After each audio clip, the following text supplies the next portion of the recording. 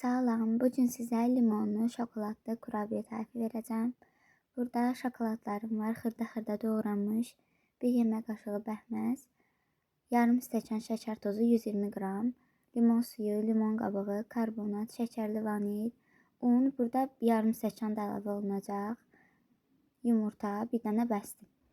Ərinmiş yağa bunların hamısını əlavə edirik. İstəsəz yarı-yarıda, istəsəz hamısını birdən töküb çalmaq olar, amma yumurtanın təkcə sarısını əlavə etmək lazımdır. Dediyim kimi bəhməzi əgər evdə qəhvəyi şəkər yoxdursa, qəhvəyi şəkər tozu yoxdursa, bunu əvəz eləmək üçün istifadə olunur. Əgər qəhvəyi şəkər tozu varsa, bəhməzsiz ondan istifadə edə bilərsiniz. Bunların hamısını yaxşıca yağa əridib, bunların hamısını əlavə etdikdən sonra bir paket vanil, amma kabartma tozunu 1 çay qaşığı, yarım çay qaşığı kimi atmaq olar.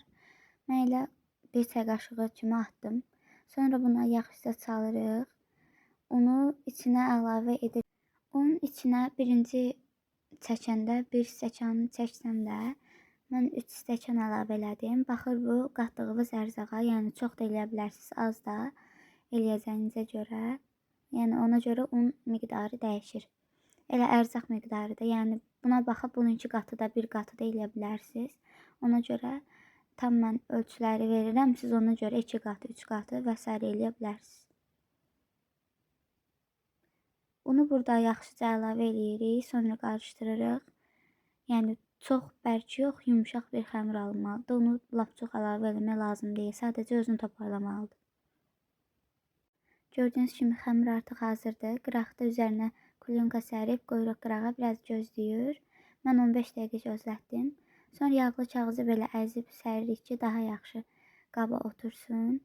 Sonra bir qaşıq, məsələn dondurma qaşığı ya biraz iri qaşıq vasitəsilə ölçüləri tam götürə bilərsiniz. Artıq hazırdılar. Hazırlayan hər kəsə nuş olsun.